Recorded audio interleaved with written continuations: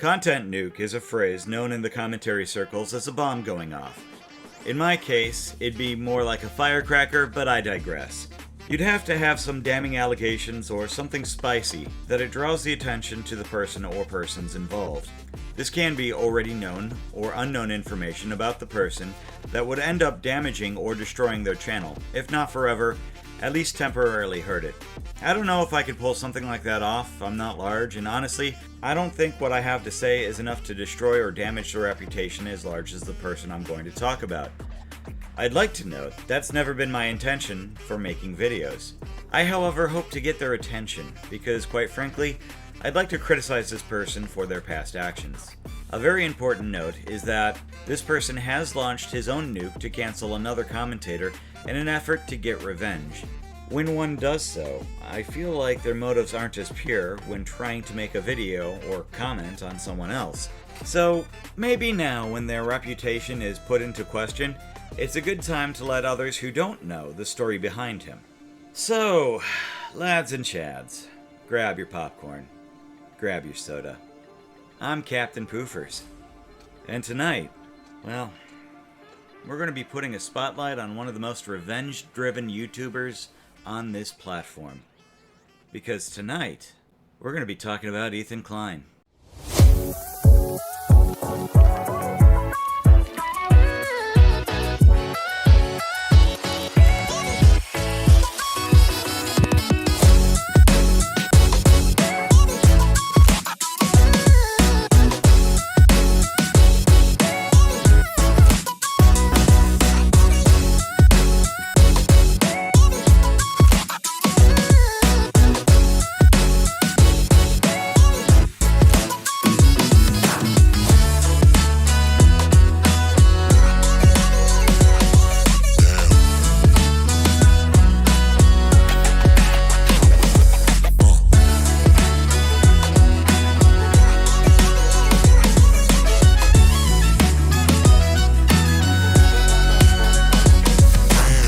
He was told by at least 6 different YouTubers around May, like the May 21st to the 23rd or whatever, around that time frame. He publicly got a response from Keemstar where Keem showcased a video where he threatened Colossal directly. He then responded to that tweet saying, then he's just as bad as you, and then platformed him anyway. And now, after he's been shown all of this other shit, and shown him flagging Leafy, and the entire community turns on him and says, like, hey, this is fucked up, you shouldn't do this, he goes and posts his video again. Ethan's done. I don't think there's much else to say about this guy. He's pretty much done. I don't think there's a redemption arc for somebody like him. No, there isn't. He's so hell-bent on revenge. He's literally... Like, every criticism he's ever made he's not done, and the cops find some of that kid's computer. Good fucking luck. In Ethan's content nuke, he mentions Keemstar's sponsor G Fuel 8 times, constantly saying things like, why is G Fuel sponsoring you? They shouldn't be sponsoring you. This is kind of fucked up that you still have sponsors. How is this possible? Just implying that he needs to lose his sponsorship with G Fuel, you know? So by implying these things, Ethan ignited his fan base to spam G Fuel, forcing them to drop Keemstar, which happened. G Fuel did drop Keemstar. You are not entitled to a perfect, harmless existence because you're a cop. You signed up for that job. And I appreciate that you're serving the community and you're doing this wonderful, dangerous job that somebody has to do. But you could have gone, you know. It is a dangerous job. You do sign up for a dangerous job, but it doesn't mean you shouldn't take every precaution to not get fucking stabbed. Ethan claimed he wasn't trying to blame Keem for Etika's death, and I most certainly did not blame Keemstar for Etika's death. I think he created an extremely toxic environment for him and others. You said this in your video. It is quite a coincidence when you consider that only 51 days later, that very same YouTuber jumped off a bridge to his death. What are you trying to get people to take away from this video? Clearly, you're trying to get them to take away that Keemstar is to blame for this.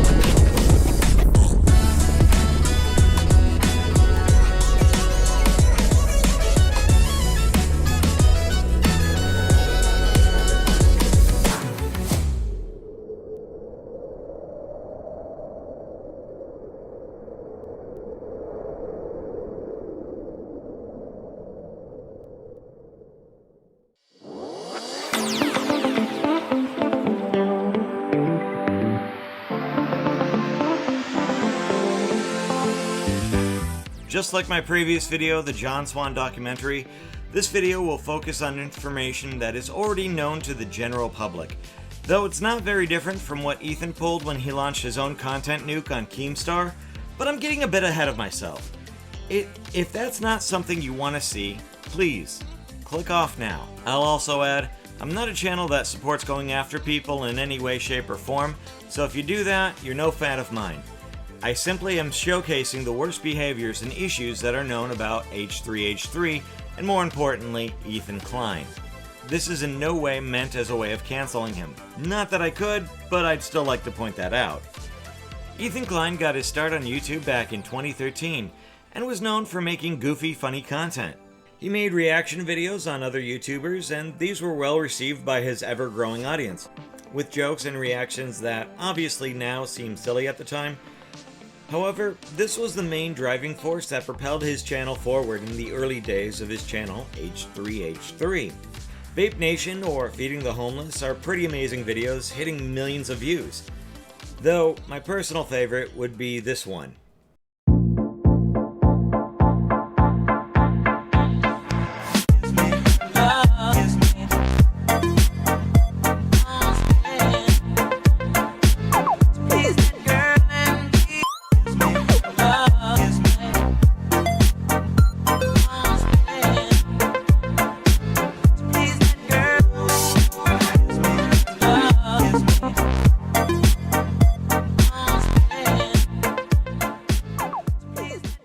Okay, it's parody, but it's so funny if you knew how much Ethan had a hate boner for Leafy. Now, H3H3 was doing pretty good for its run until May 24th, 2016, when they announced that they were being sued by Matt Hosendaz. I can't say that name. Also known as the Bold Guy, for their reaction video done on their second channel. This prompted a number of YouTubers to donate to a defense fund to help them fight this lawsuit. Ethan Klein stated he was actually fine financially, but would use the money to help fight this very important lawsuit.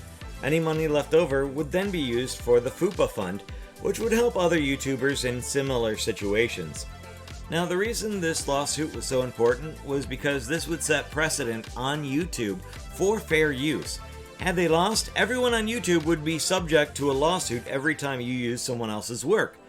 Fortunately, 1 year later, the court sided with H3H3. Thus, we don't have to yeet our channels! But back then, this very much was unknown on which side the courts would take. This made Ethan and Gila heroes in the eyes of YouTubers everywhere, and for good reason. Though this now made them shift their content from reaction to a podcast-style format, the reason for this was most likely the lawsuit, which drained a lot of their income to fight it. Of course, the FUPA fund they had promised disappeared overnight. Now, the H3H3 podcast was a different beast altogether, featuring guests both from social media and celebrities. Some of the more notable people who went on the podcast were PewDiePie, John Swan, Markiplier, Bill Burr, and the list goes on and on. Obviously, a show that does interviews for high-profile names inside and outside of YouTube would pull a large audience. Just ask Joe Rogan. And we'll touch on Ethan's drama with Joe. Don't worry, try not to get too far ahead of this. We're still in the introduction. But this was just one show. They've evolved into frenemies with Trisha Paytas, and eventually to what it is today with Leftovers, a political show with Hassan Piker. I don't know though. The Leftovers is probably Ethan's poorest of shows. I'm not even kidding. It was like watching a retarded version of The Odd Couple.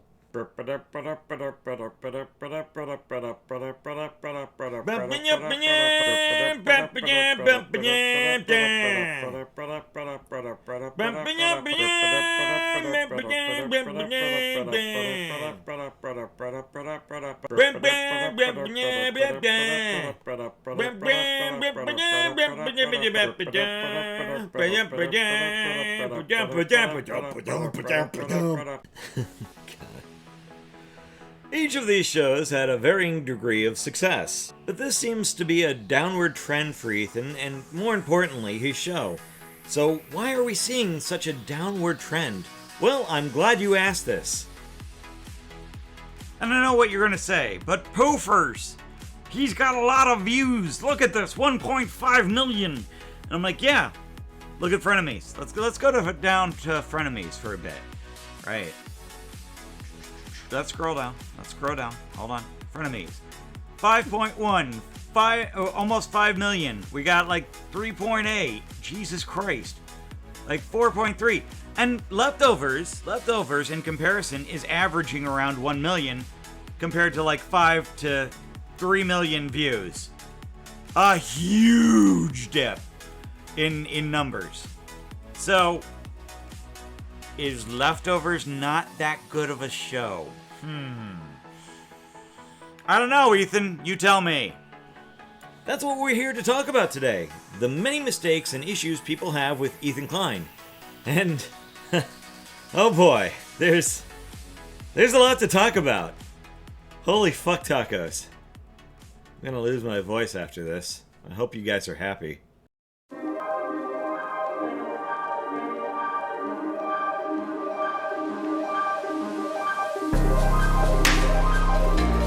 As we told you on the last Shot from the Point news, Keemstar uploads Goku Naru's The Plunge of H3 on the Drama Alert channel. And apparently it's been taken down. Hi, I'm Tommy C. This Shot from the Point news. I just want to remind you, we told you it was coming, and it came, and it seems to be a pretty good move in the H3 Keemstar war, which I think everybody would hope would end, at least YouTubers would, because of its attack on sponsors. But I gotta be honest with you, this latest move puts all the pressure on Ethan Klein, and it also takes the focus away from sponsors. Got to give Keemstar some credit here. If you don't know about the Goku Naru video, it's been long rumored that H3 had this thing taken down. He had a meeting with Susan Wojcicki, CEO of YouTube, and shortly after this video disappeared. H3 has been very vague about whether he had anything to do with the taking down of the video, and sometimes not outright answering it, telling jokes while he was being questioned about it, and then also not seeming to have too much of a problem with it being taken down. This coming from the man who started the so-called FUPA fund that protects creators on YouTube from copyright harassers going after and taking the right of fair use away from them. Out of any YouTuber who would first make a dent into criticizing Ethan Klein, that honor would go to Goku Naru. I'll be honest, when I first saw this video, it was hard to agree with it, because I was a little starstruck at the time. Looking back and rewatching it, I actually find it hard to disagree with a number of points he made. I couldn't understand why, time and time again, this video was taken down, and yes, it was taken down. Many people suspected Ethan. It was almost as if someone within the hierarchy wanted to silence videos criticizing Ethan. Weird. Huh. Not that I'm saying Susan had anything to do with it. No, I'm just making a joke. Put your pitchforks down. But, you know, she probably had something to do with that. Waka waka! During the time YouTube dropped its new rules, a lot of videos were taken down due to violating YouTube's rules on harassment and bullying. Among those was Goku Naru's video that criticized Ethan Klein. Though it was brought up later that Shoe Nice, someone who was featured on Goku Naru's video, had taken it down, which I think I should let this video speak for itself and have Goku Naru explain this a bit more in detail. In terms of what was said on the podcast, the first thing that I need to address is the portion with Shoe Nice right at the end. This entire segment left like a seriously sour taste in my mouth. Essentially, H3 called in Shoe Nice and had him say that he was the one who actually struck down both of my videos. So it was you reported his videos to YouTube and got them removed? Oh, yeah, without a doubt. I said, dude, you know, you should have just came and asked me. Which is just false. The reason he gave being that I showed Shoe Nice's son, which is not his actual son, it's my friend, who we used to say growing up looked like Shoe Nice. The reason that's not true is because the video was taken down for simulated violence, not for like any family issue or whatever. And in the version uploaded to Drama Alert that was censored, it said young Shoenice instead of Shoenice's son. That leads into another claim that was made by Shoenice that he had asked me to remove the skit. I was just like, dude, can you edit it? But it already blew up. Wait, so you talked with him? Yeah, oh yeah. I didn't know that you asked him to edit out the end. Why did you ask him to do that? I didn't know that you... I'm sober, bro. Trust me, I'm sober 30 days today. And what did he say when you asked him to remove it? Dude, I spent hours on this. I said, dude, I know, but you shouldn't even have put me in the end of the whole thing. It's just the way it all came together. Which is false. It's just straight up not true.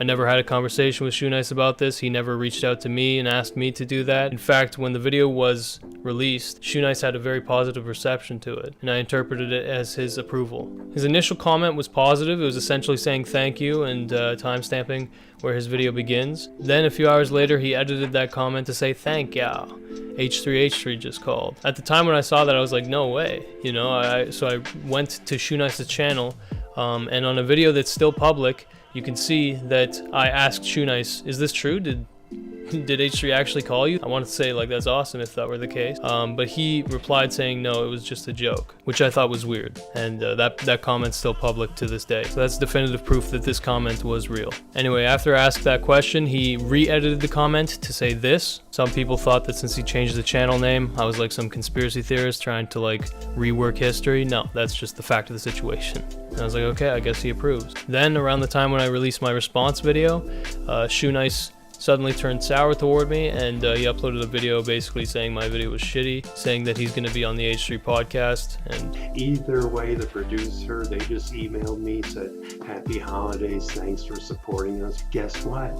H3H3 just invited me to their podcast. I'm going to LA. And I was like, okay, something happened, I guess. He never asked me to remove the skit. There will be no proof of that because it doesn't exist. And if he did ask me directly to remove it, I would have done it without a doubt. On the day that H3H3 uploaded their 100th episode of the podcast, the episode that Shoenice wanted to be a guest on, he uploaded this video. Hey everyone, Shoenice again. Well, basically this is a message to H3H3 and gang. That dude was right. You guys are one-way cocksuckers. Either way, happy holidays, and don't ever ask me for shit in 2019, you scumbags. Thank you. You know, I don't know what happens behind the scenes, of course. I don't know what exactly is going on through his head, and of course I don't think anybody should direct their anger toward Shoenice. That would be pretty counterproductive, but I need to show you that at least his flip-flopped in this case, and that what he said about me was untrue. What does bother me is that H3 took this as fact immediately. Shoenice asked him to remove that part from the video. I would have never expected that as a twist. And then Goku Naru told him to fuck off. So who's being the bully to poor Shoenice? Yeah, that's... Poor protected Shoenice. Wow. What?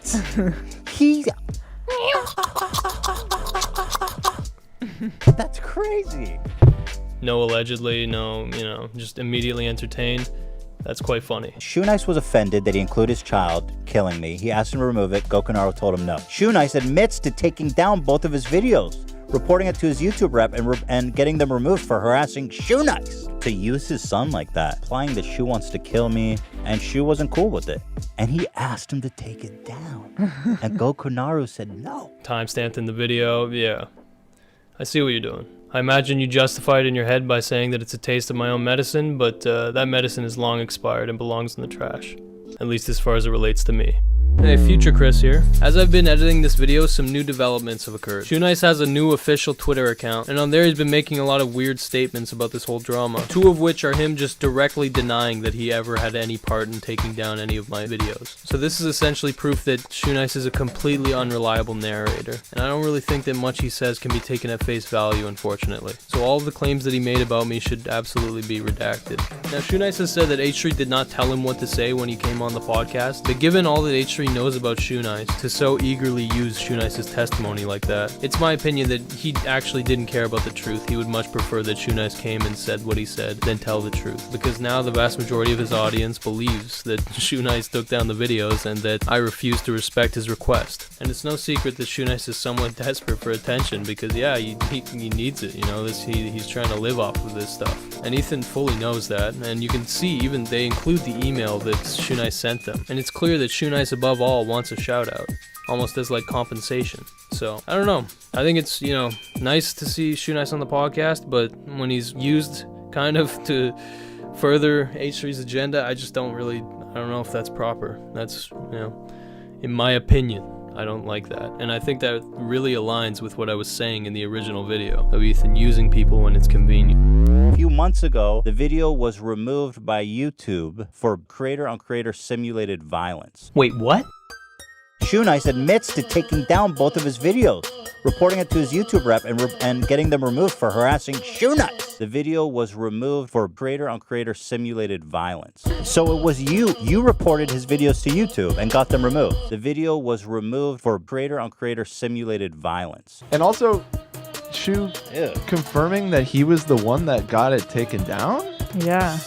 Dude, that was crazy. Fuck off. Apparently it was all Shoe Nice.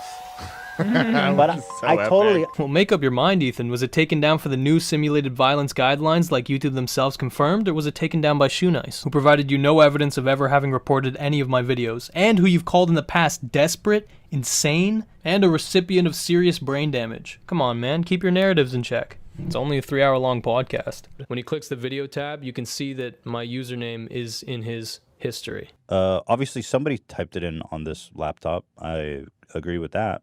I don't know who it was. I mean, a lot of people use this laptop, so. But the circumstantial evidence is clearly damning, but I will say that, no, I didn't have anything to do with it. I love that you guys think I have her under my thumb, but unfortunately, that's the only time I've spoken to her, and we did not discuss Goku Naru. Okay.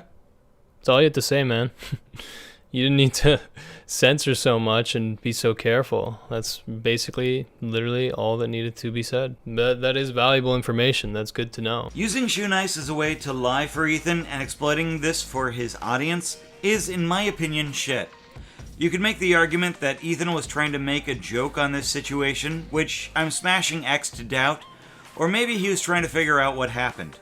In neither event does he actually try and debunk what Shoe Nice has said.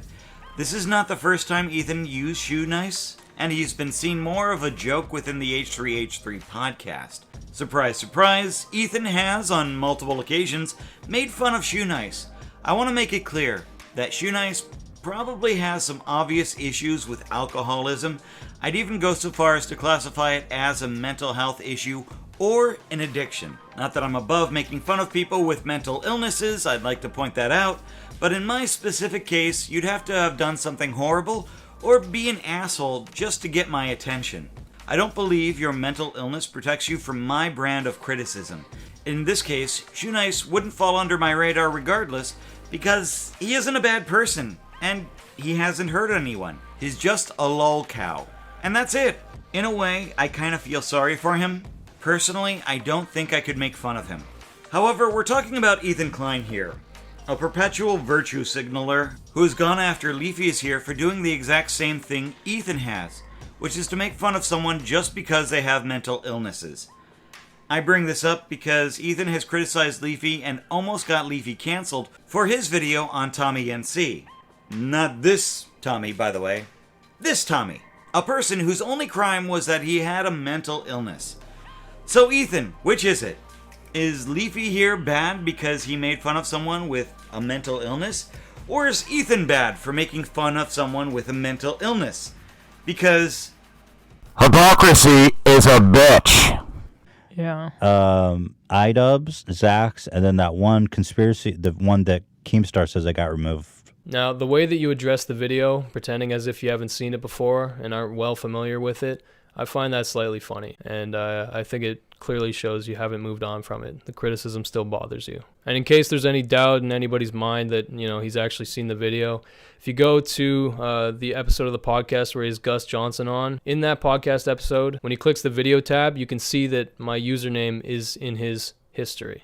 As in, he typed my username in there, and he knows how to type it, unlike 99% of the people who are only vaguely aware of me. What's even funnier is that podcast was on April 10th, and Susan Watch Kiki released her letter to creators on April 30th. By doing a little bit of research with help from Bedhead Bernie, we were able to figure out that Susan visited H3 on April 18th, 2019, the same day that she visited James Charles and Shane Dawson, judging by her outfit. This means that between the Gus Johnson podcast, where you can see I was in his history, and Susan visiting them, there was only 8 days. So I was on his mind about, give or take, probably 8 days before he talked to Susan. I don't know what the fuck that means, okay?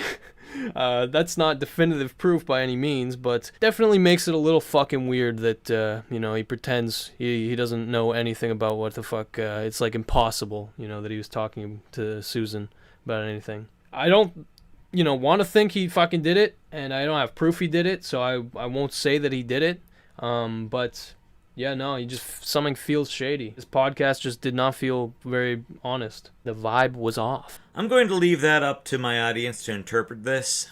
Honestly, Ethan denies this, and I don't have any proof that he talked to Susan about taking Goku Naru's video down, though, and this is just my opinion here, I wouldn't put it past him to actually use his detractors as an example of bullying and harassment on the platform. It would have been nice to see these conversations were transparent, open, and available to the general public. If Susan Wojcicki does something like this again, I'd highly suggest a more transparent platform when meeting with other content creators. The criticism in Goku Naru's video were numerous, and I think it'll be best to list some of them here. The first thing I'd like to point out isn't criticism in Goku Naru's video, though I'll use it as an example of a contradiction in Ethan Klein's past. I've said this before, once you stay on YouTube for a long time, maybe 10 years or so, you end up contradicting some points you've made in the past. That doesn't necessarily make you a hypocrite. However, when criticizing someone else over a racial slur, people have a tendency of finding racial slurs said critic has said in the past to beat them over the head with it. If you're going to go with that narrative, X person is racist because they said neighbor, you should really try and back that up with something else, or have hard evidence to attribute that said person is a racist, or even imply it. That's something Ethan Klein has done, and I think it's worth calling him out on. God fucking damn this fucking gun. Are you down? Yeah. I see him. Fuck, I gotta heal. One behind the orange car. What? What the fuck's happening? What the hell was that? The potato was fucking insane. I was holding it so fucking straight.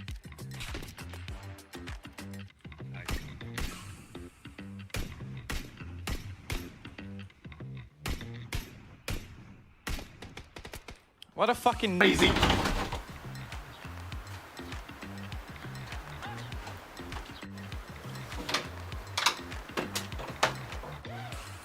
The story here is that PewDiePie accidentally said neighbor while playing a game, and I get it. Things get heated, you say some things out of frustration. That doesn't make you a racist. Ethan Klein, on the other hand, and again, in my opinion, he's playing more to the left-leaning audience. It's the audience he wants because of its rather large size. That's okay, I mean, you're entitled to build your own audience, but this will have repercussions, as you will find out later on. Getting back on track, what Ethan made here is what you'd classify as a really dumb argument. It's not that big of a deal, though, so long as you own that dumb argument and move the fuck on. But that's not what Ethan did, because of course not. Oh my god, of course not. Of course he didn't. Why would he be reasonable? Why? No, that's asking too much. Keemstar weighed in on this situation, made his video, and commented on the overall story. Ethan, of course, took this rather well from what I understand. Yeah. It's just a wonderful string of words that really gets you going. We say offensive things privately when we're joking with our friends because we all find it funny for one reason or other. But goddamn, dog, you're freaking live streaming. I feel like you're using it a little liberally. I love saying neighbor faggot. It's so wonderful. Yeah. So now you're gonna get shit for it. There's no excuses this time. I can't defend him. It's completely indefensible this time. Yeah. What a fucking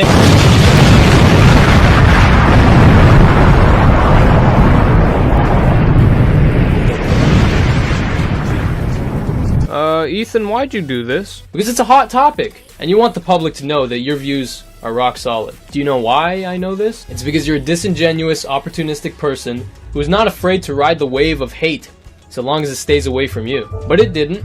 You got called out for this one, big time. because people saw you got a little too cocky. You got a little too confident. H3H3 uploaded this podcast to YouTube, and it has over 28,000 dislikes on his most recent podcast. Almost more dislikes than likes on this thing. They think that Ethan H3H3 is being a hypocrite because on his podcast, he said the N-word too! So I'm sure H3H3 will clear this up in his next podcast. Definitely no hate to H3H3 or anything like that. He's a great dude, and I know he'll come back from this, obviously, right? I think he's just gonna have to explain it more. You're right, Johnny boy. Papa Ethan can do no wrong. He'll explain this all away. He'll make us understand. We can be friends, and you can still criticize me. Yeah. But you have Keemstar and Scares who are like, H3's a hypocrite. Oh, because he's neighbor on his podcast. Not You the call same. yourself a news source. Get fucking real. it's frustrating I have part is nothing to because- apologize for. And No, somehow nor now should you. I'm getting more shit than No. PewDiePie. H3's a hypocrite. I didn't watch the podcast, but Isn't that this guy nice? says he's a hypocrite, Isn't and that I didn't nice? have any content today, so I'm going to post a video, and I don't really care about what it actually means. I'm news, but I don't actually look at things beyond Hey. surface value. I'm Keemstar. But he I really- make news for 12-year-olds. You can imagine this has strained an already tense relationship that Ethan had for Keemstar, and this may help explain why there's been issues to this day between the two. Legit, this mental midgetry was the gold standard of what makes YouTube so interesting. This meltdown really didn't help Ethan's show. It's hard to say how it would, too. I'm not sure why Ethan thought this was a good defense, but yeah, his flailing about is now a thing. Instead of just backing down or apologizing, having a drunken public meltdown was, in Ethan's mind, the best thing he could have done. So, good job, Ethan. You did it! Now this is something that I find very interesting doing research for this video. I went back to try and find the original Ethan Klein rant, and yes, I managed to actually find the video where he pisses and moans. It was the H3 podcast, episode number 29, and here's a screenshot too. He even has a timestamp for the rant. Convenient, right? But the whole fucking rant was cut out from the video. I'm not sure why Ethan did this. He's a public figure, and there's a number of videos that exist that show him being unhinged. Not to mention, this is the internet. Once you put something out on YouTube, it's damn near impossible to erase it forever. Apparently, once this video was axed from YouTube, it was spread to all four corners of the internet. I'm sure it's even up at Pornhub at this very point. Not that I masturbate to it. Okay, maybe a little, but this video isn't about my weird kinks, now is it? I'm sure no one wants to know about that, right? Right? Okay, moving on. Another big point to make about Ethan from Goku Naru's video was the fact that Ethan can't take any criticism, which, that's not hard to argue at this point. I can't say that he's gotten much better recently, though, with the whole Joe Rogan controversy, or the bomb the NRA controversy, or the gay joke controversy, or the I'ma shoot you controversy. Holy fuck, dude, just wow. Just fucking wow. How the fuck did you become as big as you have? You must have really dodged a lot of fucking mines to have all this shit hit you at once. Speaking of dodging, when you brought JonTron back on 8 months after his controversial debate with Destiny, he did a lot of fucking dodging. So if you're uncomfortable with anything, you don't have to comment at all. I don't really want to get into this. It's a minefield of sorts. I'm not going to go back and nitpick everything I said and say and qualify or anything. All I'm saying is, I'm not really going to get into it. But I guess the main question on everyone's mind is, is he a racist? Is he a Nazi? No, I treat every single person with the same respect they afford me. That's basically my full statement. Okay. I mean, do you feel like you said some things that you regret? Yeah, I don't like reliving it. No, I don't. Did you have a lot of self-aware moments during that? Where Of course, you're the whole time. You're just like, I was like, why? I should not be here. I was wondering that. I saw I you was doing like, it. I'm not the John, person. No. I was like, I'm not the person to fight this battle. Right. Yeah. Well, let me just say for the record, that I disagree with a lot of the stuff you said. I really don't want to get into this. I would like to move on as quickly as possible because I just really don't want to get into this. I just want to make people laugh. That's really, I'm not trying to get back into this. I just treat people with the same respect they give me at the end. Right. Don't want to hurt anyone. Yeah. It's just, that's me. Don't want to get into it past that. Okay. Fair enough. Is that fair enough for you? Yeah, fair enough. Okay. I kind of want to ask you, tell me if you... But I think I'm finally getting the hang of it. Let's Yeah, that was a lot of fucking dodging. Was this the only line of questions you had for John? Like, really? Really? Obviously, later on, John Tron did admit that he wasn't ambushed by this line of questions. That's not the issue. It's the fact that you kind of kept pressing the issue here. When John said he was done with this. He was done with the line of questionings. You know, he put this behind him. You know. So, of course, the first thing that you should do when he said, yeah, well, I'm really done with all this thing, you know, the first thing that you should do is you should keep pressing him on it. No, that's a good idea! That's a good idea! Let's keep pressing and pressing and pressing and pressing. Hey, did you have anything to do? Were you a racist unironically? Hey, John! Hey, how's it going, John? You know, the first thing that I think of when someone says that they're really moving on from this controversy and they really don't want to talk about it anymore, the first thing I would do is keep pressing them on this. Great idea! Oh my god. Really, Ethan? Yeah, just... Did you have any other questions to ask him? Was this the entire fucking thing? Oh, God. By the way, I went off script there. Where the fuck was I? It was clear John made his statement and was done with it. And Ethan should have taken the fucking hint. But holy fuck tacos. My name might be Captain Poofers, but Ethan is Captain Oblivious. Before we get to the conclusion of Goku Naru's video, there's one tidbit of critique, one tiny smidgen that I want to cover, and that is Ethan kind of, I don't know, just sucks at research. Holy fuck. Which, I mean, fine, the dude is loaded and clearly you have a staff, use them to do research for you. Yet, even if they did, you'd think maybe he'd try to get knowledgeable about the subject, but sometimes it seems that Ethan is firing from the hip, like he doesn't know what the fuck he's talking about. This is very apparent when Donut Operator, or say, Louder with Crowder, would criticize Ethan for seemingly not doing his homework or having really shitty takes. Extremely unfortunate situation. The last thing any member of our department wanted to do was use a taser on an elderly female. However, when she began to walk towards the officer from an elevated position with a knife, the officer used the most reasonable amount of force that he could at the time. One of Al-Bashir's nephews, who is a former Dalton police officer, stated Chatsworth police didn't appear to be doing anything procedurally wrong, but he wished they would have used more common sense to disarm her. That's very understandable. Before we start looking at Ethan's video and the comments that he made about this, I want to go ahead and state that Ethan only looked at one news source for this. I harp on it all the time that you can never find the truth in a single news source. You can find all the sources that I use for this video in the description below.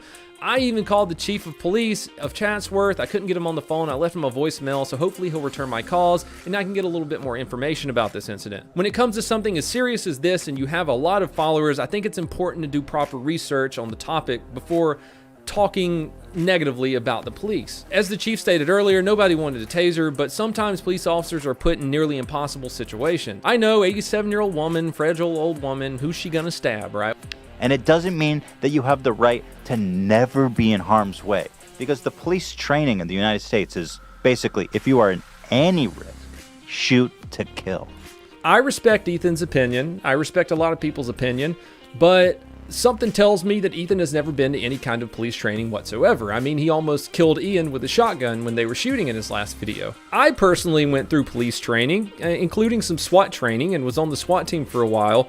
And if I killed a person every time I felt that I was the least bit threatened, I would be killing people every fucking day, man. I just think that it's dangerous to be such an influential person and to make a statement like that to millions of followers, because you know, a lot of them are just gonna go with it. Oh yeah, you're right, Ethan. Every time an officer comes under a little bit of stress or danger, they just fucking kill people. Not the case whatsoever, my man. She was probably a little dementic or a little senile, right? So the guy calls, I have a recording, but he says, she's over here with a knife and she seems lost. That's why he called. They're like, is she trying to stab people? He said, no, she's not dangerous. She's not trying to harm anyone. She seems lost. That's why he called. She seems lost. Let me look that up. It didn't say anything about her being lost. The woman who called 911 said there's a lady walking on the bike trails. She has a knife and she won't leave. She told me she doesn't speak English and she's walking up the trail with a knife towards me. It looks like she's walking around looking for something, vegetation to cut down or something. She has a bag too. So the police show up with arms, their guns drawn, screaming, you know, drop the knife! Can you imagine that? Okay. I wasn't there. Ethan wasn't there, but he apparently has more information about this situation than I do. It says one of the officers did have their gun drawn and the other one had their taser drawn. As for the theatrics right here, I haven't seen any body camera footage. It hasn't even been released yet, and neither one of us were there. The choice between tasing an 87-year-old woman and possibly receiving a knife strike from an 87-year-old woman, you have to weigh the severity of these two situations. All right, receiving a knife strike from someone regardless of age can cause nerve damage, death, loss of sight. A knife strike is deadly force. That's why it's called deadly force, is it's deadly. Regardless of who it comes from, it might kill you. Just a little poke might kill you, right? I'm not saying the old lady is spry or an expert. She's gonna at the police officers, but is it a possibility? It's always a possibility. Can you imagine this old 87-year-old decrepit lady? She's all fat and shit. All of a sudden, she's like, "Oh, I'm an 87-year-old." Like she's all strong and fast. Can I be completely honest with you? And I'm not sitting here trying to defend every single thing the police are saying, but I've seen crazier shit than that. Am I going to trust anyone with a knife regardless of age? Absolutely not. You are not entitled to a perfect, harmless existence because you're a cop. You signed up for that job. And I appreciate that you're serving the community and you're doing this wonderful, dangerous job that somebody has to do. But you could have gone, you know. It is a dangerous job. You do sign up for a dangerous job, but it doesn't mean you shouldn't take every precaution to not get fucking stabbed. I absolutely hate the fact that an 87-year-old woman was tased. Were there things that could have been done differently? Maybe, but none of us were there. But when you're backed into a corner and you've tried everything you can do to not harm this woman and you're trying to use the least amount of force as possible, what are you supposed to do in that situation? You'll let her walk to Back you, up. and you'll deal with it. You don't draw a gun. You put your gun out and say, "Hi, can I help you? Are yeah, you okay?" It's like an old lady. Put the walk knife to down. How about you just go and grab her hand and take the knife out of her hand because she's the 87-year-old woman. Ethan said, how about you ask her to drop it? Well, they did several times. The chief even took his knife out of his pocket and showed it to her, motioned it to her, and put it on the ground. One of the deputies even did the drive stun sound on his taser that's scary as shit that usually most people would say, well, no, I'm doing something wrong here. Okay, let's talk about just plucking the knife out of her hand, right? 87 years old, they talked about her having dementia. Do you know how many calls I've been to in elderly homes where the orderlies need help getting an old person under control who's sundowning? Let's talk about the use of force options. This isn't the movies. It's not always guaranteed you can go up and pluck the knife out of her hand. If you go up and try to take the knife out of her hand, what if it's now a tug of war match with an old lady who has a steak knife? You're not guaranteed to just walk over and pluck the knife out of her hands. Okay, other less than lethal options. Baton. Are you going to hit an old lady with a baton? No, that would instantly break bone. Tackle her. You're not going to tackle an old lady. If you've ever been around a nursing home or people with dementia like my grandmother has, then you know that old people can still put up a hell of a fight when their dementia starts acting up, or other illnesses in their brains start acting up. They will put up a hell of a fight. And now you have one here who has a knife and they're trying so hard not to hurt her. Just go and grab her hand and take the knife out of her hand because she's an 87-year-old woman. How about you just do this? Are you okay? Drop the fucking knife! You're still acting like the police officers didn't do anything prior to walking up to her, screaming, pointing guns at her, and then tasing her. Again, I'm not particularly defending the tasing of the woman, but I'm just looking at it objectively from all angles. I'm gathering all the facts and I'm looking at it instead of believing in my head what I think might have happened. Let's not beat around the bush here. I think I can forgive Ethan for having a bad take. I have bad takes, for crying out loud. It's not the end of the world here. However, Ethan's bad takes are usually because he or his team either sucks at research or he can't look into things from an objective standpoint. When Goku Naru pointed this out a few years ago, you'd think, well, Ethan would take this lesson to heart. I'll give you a hint. He actually hasn't. I don't think I've ever seen a more perfect encapsulation of groupthink and discouraging any sort of critical thinking whatsoever and laughing about it with no self-awareness. This is my favorite clip of the year. Let's roll it. They said you gotta wear a mask, so I'm out there wearing a mask. Yeah. Wow, big deal. And then now they say, you know, if you're outside, you don't Wait need to for wear it. a mask. It's pretty simple. You want to talk about who's dumb? Yeah, I mean, the CDC is like this whole governmental body with scientists and shit that just tell us what to do. You don't have to think about it, dude. After dark. Seriously, they just tell you. You don't have to think about it, dude. Come on, you By just the way, do what they tell you. My rule is, right, whatever we say, always just extend the context a minute in either direction. It only gets worse. Like, Joe Rogan's so stupid. Why is he questioning any, like, the CDC or Fauci? Yeah, seriously, bro. You're not a doctor. I don't want to think about things. I just do what people tell me. And we just went through with Fauci how he went from it occurred in nature. Yeah. Oh no, it may have happened in a lab. They've been wrong. So you could, if you do that, there are many instances where you could have made yourself very sick. Well, yeah, when do I follow them? At what point along the chain of their changing their mind do I go, well, that's the way I should go? Nope, sorry, that's the way I should go. You didn't understand his last half. You don't even have to think about it, dude. You're already too far out of the prism that he set. They tell you what to do. You don't even have to think about it, dude. Look, that's not a good rule of thumb for anything in life, but they act like everyone in here is the idiot. Are there any people that watch this podcast? Is it like, does it have like... I think it's relative. Yeah, it's popular. Seriously? Here's how I'll guarantee you something. If there's a guy and a man and a woman, I should say, on one side of the desk and the woman is in a sideways hat, everything they're saying is useless. He doesn't talk like he's thought about anything in life. Well, that's what's funny that you just, because she went after Joe Rogan because apparently I think he made fun of her hat or her mask or something. Are you serious? Yeah, what happened was Joe Rogan said, why is this girl, she's outside and she's wearing a double mask. She's like, yeah, I was wearing the double mask because at that time the CDC was saying even if you're vaccinated, you have to wear a double mask. So I wore a double mask. Yeah, don't even think about it, dude. I wear a double hat, both sides. Imagine if that was applied. I mean, that's Maoist China. Yeah. Into Russia, USSR. I mean, but that's what, in other words, the government would come in and try and recondition you. That's exactly what globals wanted, yeah. You may hear things that speak out against government, but you are not to listen to them. Hey, listen, I don't even want to think about it, dude. We don't need slide presentation. Go to next house. They're good. Exactly. It's great. They just said don't think in so many words. Yeah. We including the words don't and think. Yeah, okay. Well, listen, we're going to take your crops now, and good luck with the weight loss. Yeah. Okay. Listen, if they tell you what to think, you don't even have to think about it, dude. And they're the kind of people, you know, those people where, let's say you make a self-deprecating joke, and then you say something like, I meant to do that, and then there's that girl who thinks she's really clever. She's like, yeah, right. Like, no, he didn't. It's like, oh, you caught something. This is what that is. Like, you don't even have to think about it, dude. People out there are thinking.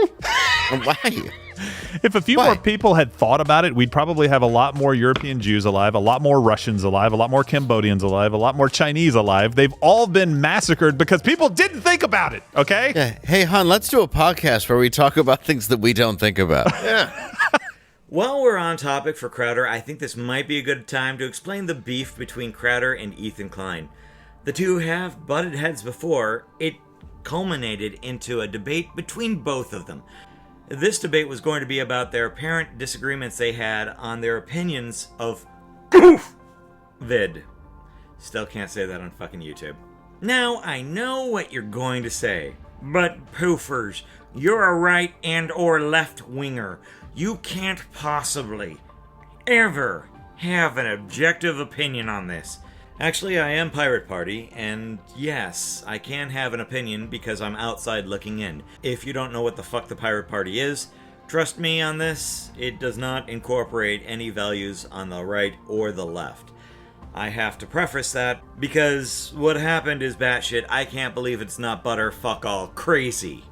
So Ethan and Crowder start their debate, and things are cordial, as they often are before anyone starts throwing poo at each other. However, when the debate starts...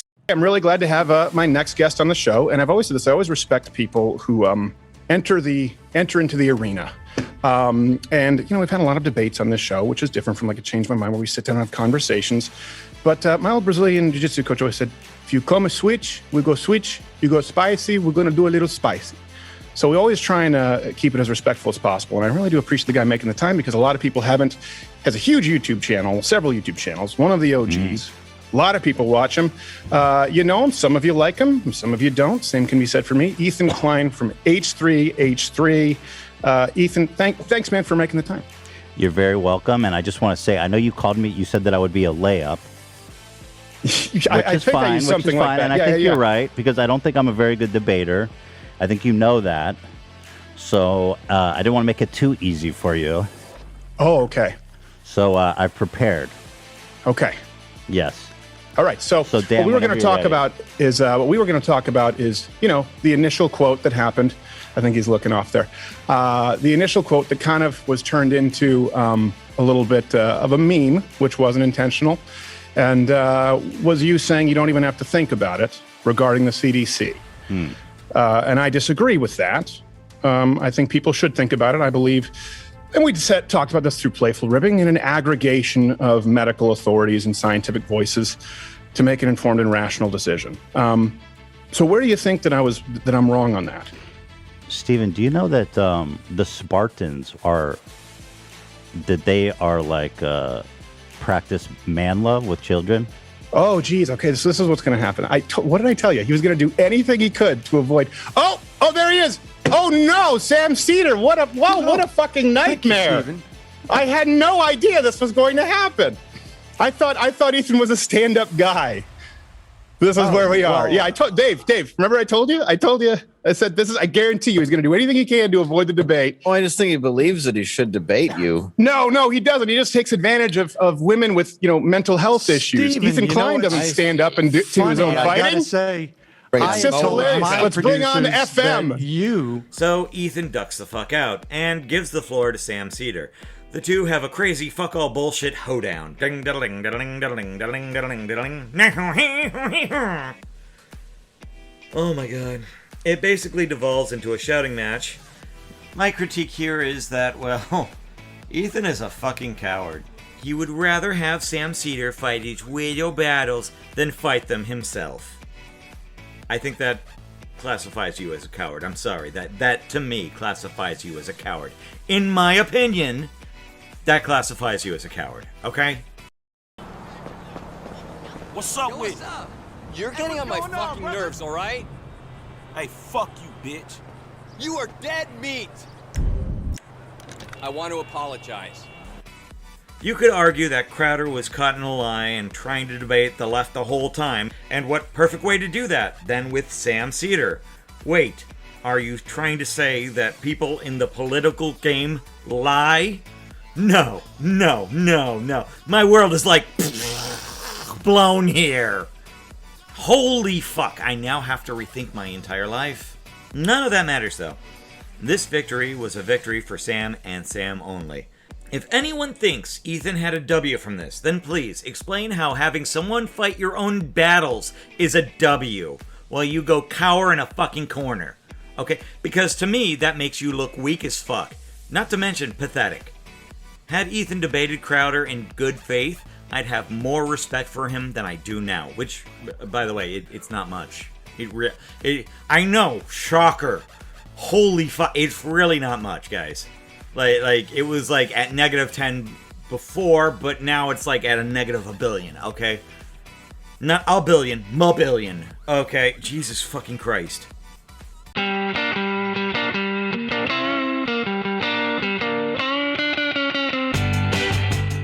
I think I'd be remiss if I didn't mention the H3H3 content nuke that Ethan threw at Keemstar, which seemingly came out of nowhere. I think the best video of this that covered the whole drama between the two would be from Boblax.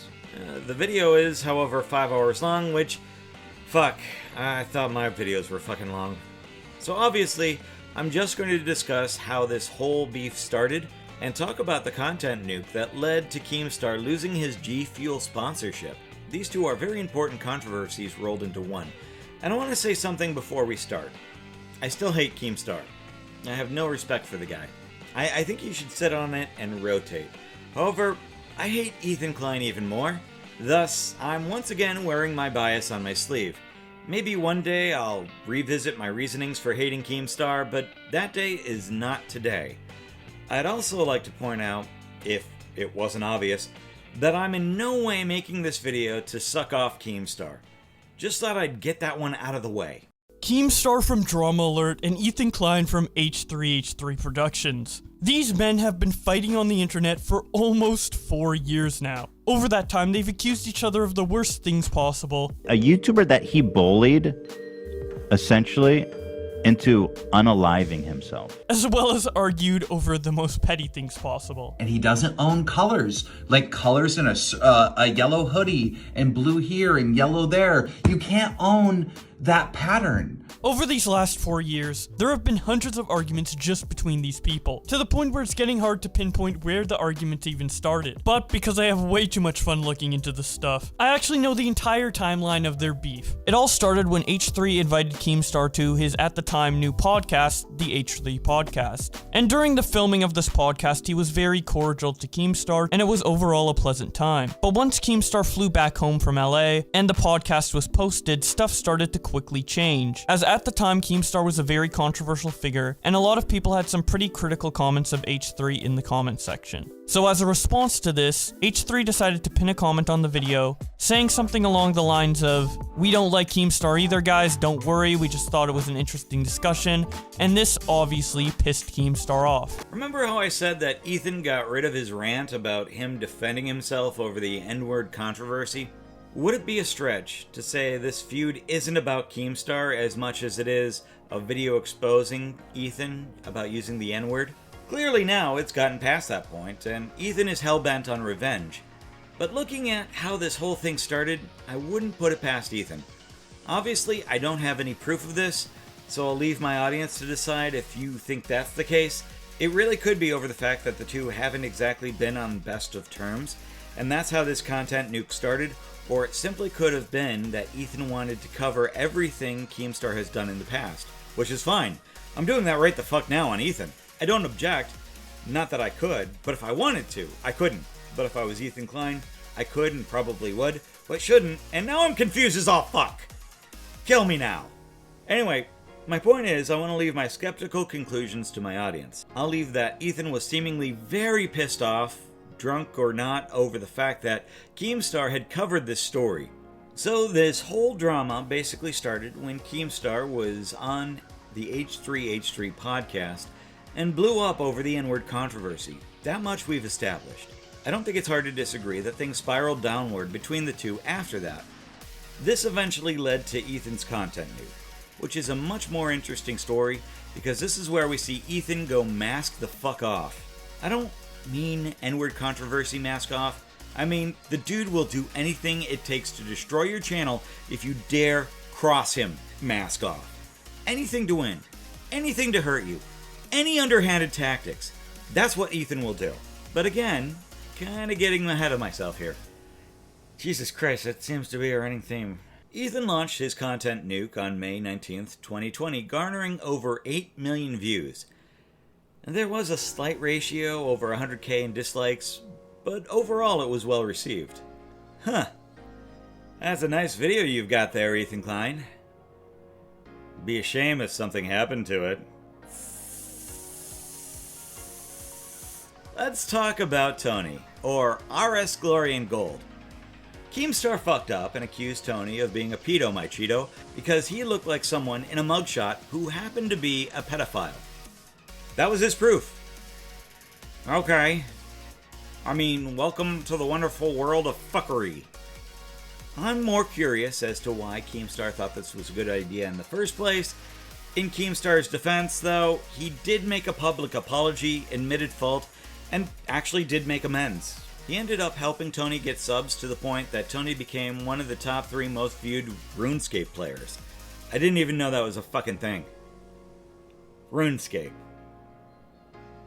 How fucking old is that game? If you think Tony wasn't cool with Keemstar or that he forgave Keemstar, well, it would just be terrible if this was debunked. Say, by Kavos. I am not gonna put up with you fucking blaming me for people trolling you anymore. Because I am not guilty of that.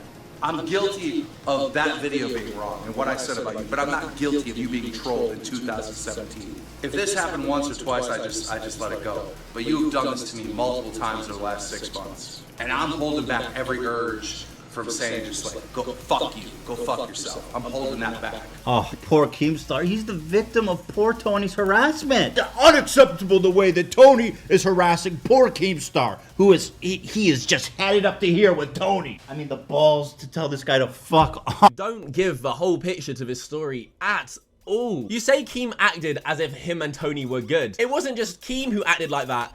Tony himself did. Tony actually fully forgave Keem and praised him, sang his praises relentlessly on stream. But Ethan completely fails to mention that on February the 8th, 2017, just 5 months before Tony would make that tweet calling out Keemstar again that Ethan references, which was July 2017, Keemstar called Tony and they had a long chat. Again, only 5 months before we made that Keemstar tweet. But I want to tell my stream I'm talking to Keemstar. Every time I've ever talked to him, he's been a perfect gentleman, been really, really accommodating to me, been really, really nice to me. So seriously, since we talked the very first day, I mean, since some bullshit happened, when me and you talked the very first day, you were really nice to me. And like I said, I've always gotten the impression you're a nice guy. And I know that if you don't want to be nice, you can be not nice, okay? But you've been nice to me, you know what I mean? And so why do I give a shit about anything else? You know, in life, you got to worry about how people treat you, not what everybody else's problems are. You know what I mean? Honestly and truly, I had some pretty big YouTubers wanted me to talk and want me to say this shit and that shit. And I told them, I'm not going to do that because you're asking me to lie, okay? You've been nothing but nice to me. You know, what happened over a year ago, who gives a shit? I mean, that's really the truth. And nobody should be mad at you because I'm not mad at you. Does that make sense? I have no problem telling the world that. If I made a bad mistake and it messed with you, I'd want you to get past it and I'd want you to forgive me. Does that make sense? So much for... Keemstar likes to act like him and Tony are all good. That was in 2017. And you could argue, yeah, that was before Tony made the tweets about Keem. He changed his mind. Personally, I don't think you can forgive someone and a year and a half later take back forgiveness. However, I can understand Tony's frustration if he was getting called names all the time. But it would be nice if there was video footage of Tony in 2019 clearly saying that he was over this situation, that he wishes Keemstar the best. That would be lovely. Wait, he does. After that incident, in May 2019, Tony uploaded a video titled, "Is Keemstar a Bad Guy?" Only a year ago, and he says this about Keem. The name in chat is Keemstar is a bad person. It says, yo, what's up? Look, I just want to, go on record as saying, I don't think Keemstar is a bad person. I'm not mad at Keemstar. Shit happens in life. People make mistakes, and the best thing for everybody to do is just move on and forget about it, okay? Keemstar, if you're out there listening, no hard feelings, okay, buddy? No hard feelings. That's how I really think. And you didn't ruin my life. I got a good life, and I'm happy every single day. And in all honesty, I think it's going to continue to be a good life until I die. You know what I mean? And you just keep on moving on and doing the best you can. And I wish you all the best, and you're in my prayers on a regular basis, okay? This is much more updated information than Ethan used in his video. Ethan's tweet to try and prove that Keem was still ruining this man's life was from 2017. Yet here is Tony in 2019, Ethan, saying this, but you completely ignored this video, ignored this clip. Now, Keemstar likes to act like him and Tony are all good. The best thing for everybody to do is just move on and forget about it, okay? Keemstar, if you're out there listening, no hard feelings, okay, buddy? No hard feelings. That's how I really think. So why are you using outdated information, Ethan, from 2017, where he claimed his life was still being ruined, but in 2019, much more recently, he says the complete opposite? Another case of Ethan completely leaving out very important and relevant information. On top of this, and even though it's irrelevant now because we've obviously seen that Tony in 2019 was fine with Keemstar, yet Ethan was trying to make out the opposite. A lot of people are mad that Keemstar told Tony to fuck off because, surprise, surprise, Ethan again leaves out tons of information. People seem to completely forget that after the incident, Keem supported Tony after all of this pretty consistently for a long period of time, and Tony was more than happy to accept the support and enjoyed the support Keem was sending him. From asking his fans to vote for Tony for something called the Golden Gnome Awards, in which Tony responded with, "Till just now, I did not know you did this. Thank you, thank you, thank you." Also, interestingly, note the date on Tony's reply, September 2017. Again, after the tweet, as Ethan references as Tony still hates Keemstar. Keem raided Tony's Twitch channel, in which Tony replied with, "Thank you, sir. Really appreciate the raid." We can see Tony again thanking Keem for a separate raid, saying, "Shout out to Keemstar for the awesome raid last night. Really liking this good guy Keem." Another tweet from Tony saying, "At Keemstar, thank you very much for the host tonight. The people were all very nice, and I'll never be able to say thank you enough." And another tweet, there's loads more, but one more tweet. "From the heart, thank you for being nice to me when I needed a friend at Keemstar." There was a lot more instances like this where Keem helped Tony. But by no means did Keem just tell Tony to fuck off when he asked for help. Keem clearly helped Tony a lot and supported Tony a lot, and Tony was very grateful for Keem's support. I'm making this argument just to show how much information, again, Ethan has been leaving out of these videos. Ethan completely twisted and dug up an old mistake Keemstar made and tried to make amends for, and used it to try and reignite the Keemstar hatred by leaving out the majority of information on this situation. Gee golly gosh willikers, Ethan. What does that say about your content, Nuke? If one of the first points you bring up about Keem was easily debunked.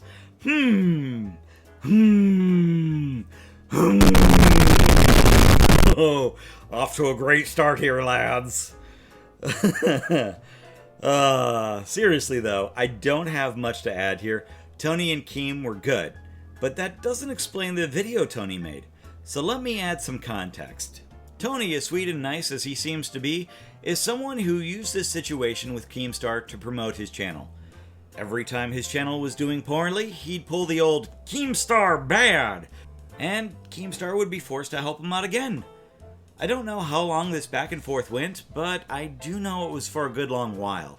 When the content nuke dropped, this was used to fuck with Keem. And, well, context wasn't given. Almost as if Ethan Klein didn't want to include it, because it would destroy his whole narrative. Again. Ugh. Weird. Don't worry, Ethan. I won't do that to you, buddy. Now, one of the things that Goku Naru criticized Ethan about in his video was that he sucks at research. Could Ethan have left this out by accident, or could it have been done on purpose?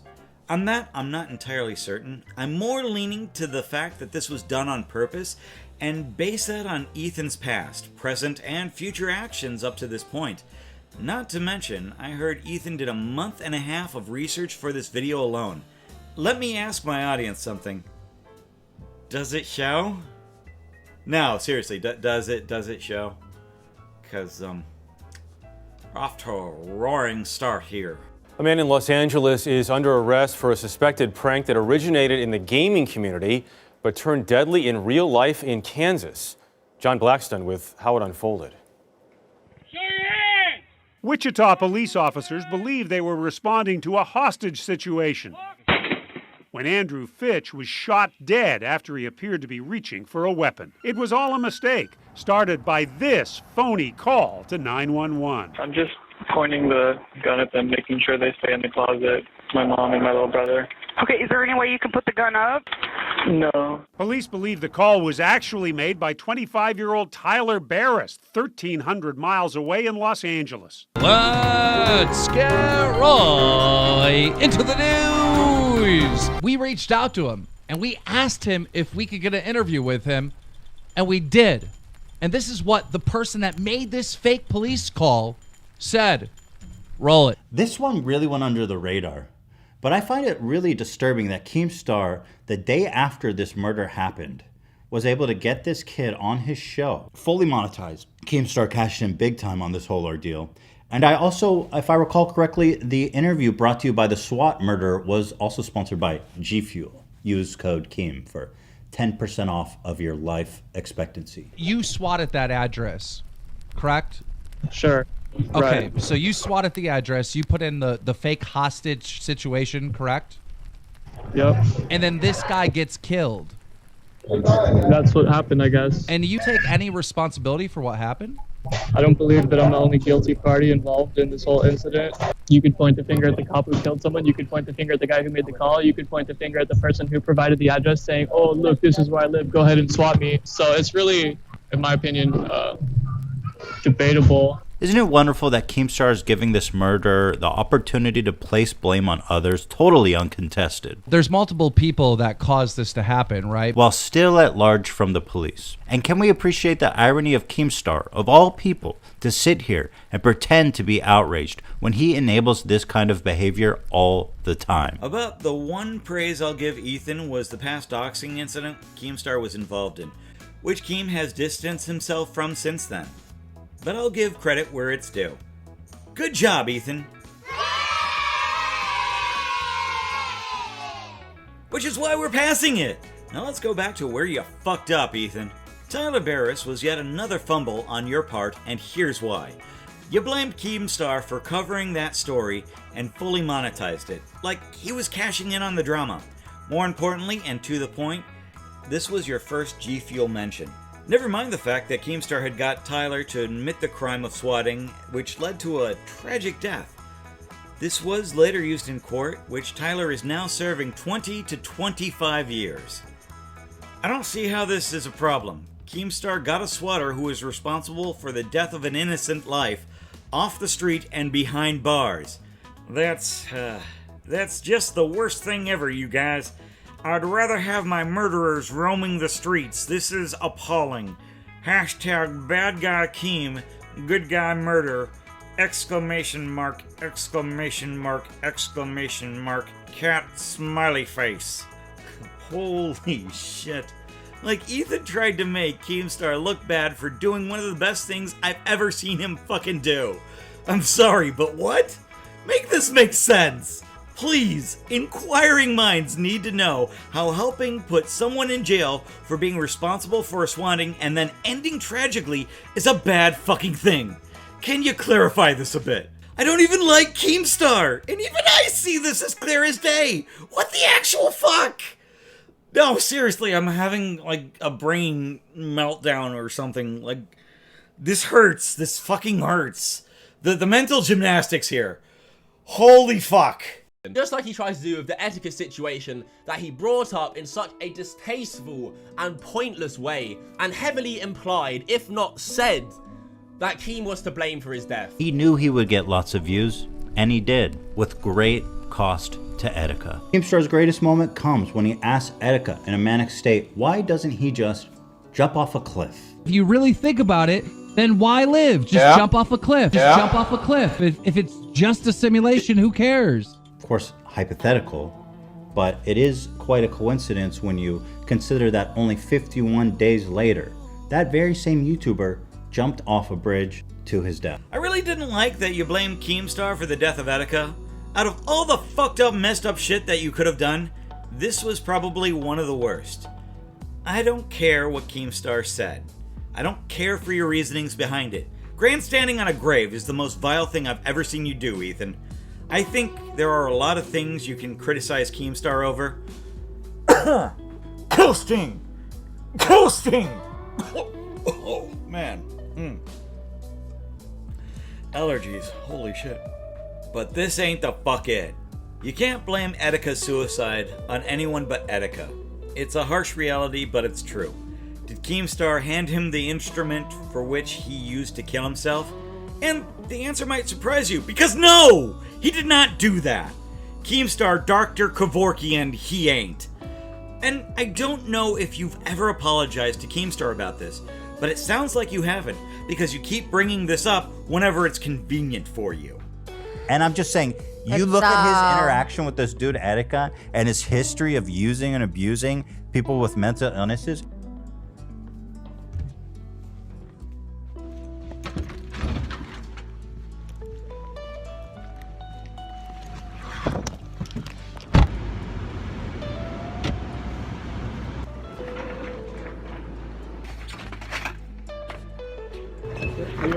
license number? No. No. Okay. The 1461. Need a bag for your Sharpies? No, thank you. Okay.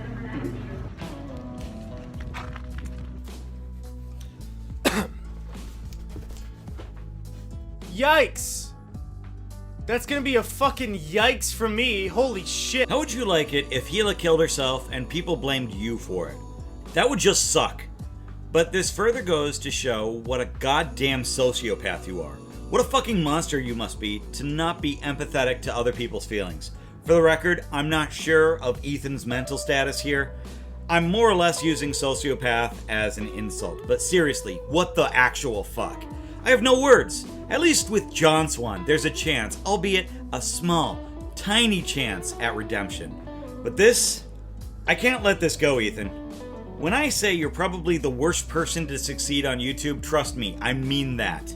Isn't that like literally what he did? He like goaded Etika into like, you know, really horrible things that happened to Etika. Like he did that. Like, he was trying to desperately create content. Etika was in the midst of a complete mental breakdown, like a bipolar psychosis, and Keemstar was saying stuff like, well, if nothing's real, why don't you jump off a bridge and stuff like that? And he did, and he actually did eventually. That's and what in the video he recorded, by the way, he mentions Keemstar. His goodbye video when he's on his way to the bridge, he mentions Keemstar. Fuck you, I hate all of you. Furthermore, Etika's own family came forward to say Keemstar wasn't to blame, which that's an interesting point you leave out whenever you grandstand on Etika's grave. Here's a source from Daily Dot. Let's just read this. Nearly a week after Etika's suicide was confirmed by New York police, YouTube gossip host Keemstar continues to face controversy for his perceived role in Etika's death.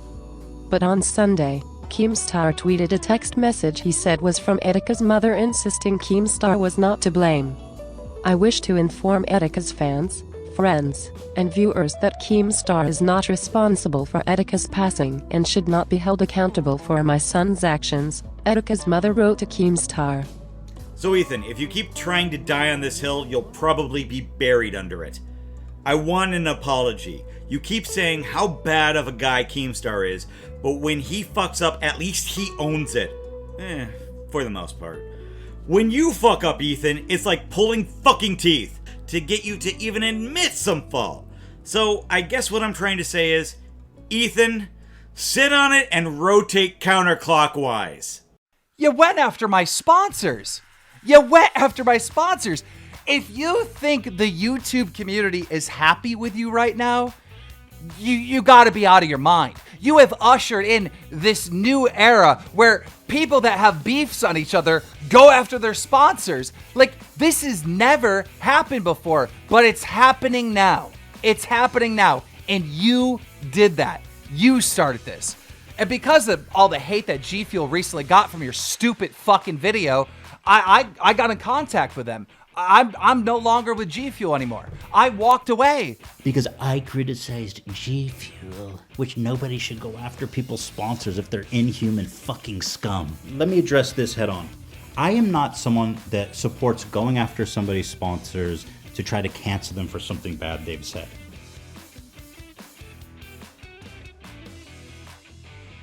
G Fuel is as much a part of Keemstar's identity as his beard. He has it on his head in every video. He's got it on the desk in every video. It's very much a part of his identity. How am I supposed to criticize Keemstar and not address the fact that G Fuel is on his desk at every time? In the hurricane of destruction, there's always G Fuel sitting there on his desk. How am I not supposed to talk about that? Is up, Troubler Nation? I'm your host, Killer Keemstar. Let's get right into the news. Maybe the problem is Keemstar, who's so irresponsible in his coverage of news topics, shouldn't integrate a brand in it. If G Fuel dropped Keemstar, I would say that's very much Keemstar's fault. F is for fire that burns down the towns. U is for uranium bombs. N is for no survivors. And that's how Ethan spells fun. You started a spark that made going after people's sponsors okay. And yes, I know Keemstar did it first years ago, but that was before YouTube was fucking everyone's shit. And by the way, I'd like to add, that wasn't okay then either. So, there you go, if that helps. So you started this little war, opened a Pandora's box that can't be closed. All because you're petty. Never mind the fact that the sponsor war you pulled means that anyone can go after anyone's sponsors, so long as you disagree with them. So, great job, Ethan. Great job. You didn't need to drag Keemstar sponsor into this. And I don't buy Ethan's excuse that this was part of Keem's brand. You wanted him canceled, you wanted him broke, and you wanted him gone. Plain and fucking simple. So you put your dirty crosshairs on G Fuel and pulled that trigger.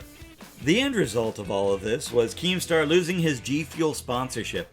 And then Ethan lost a sponsor as well. Turns out Keemstar fans didn't like what Ethan had pulled.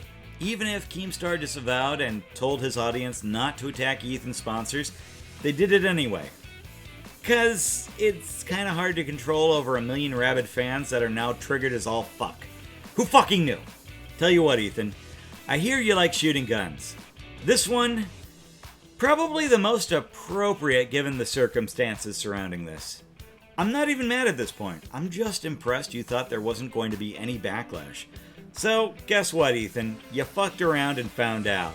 But somehow, in the deep recesses of your mind, you thought, let's go farther with this fuckery. You heard me right, Chads. There's fucking more, and what I've covered so far, it's not even the worst of it. You have no idea. We're going Cthulhu levels here. Buckle the fuck up.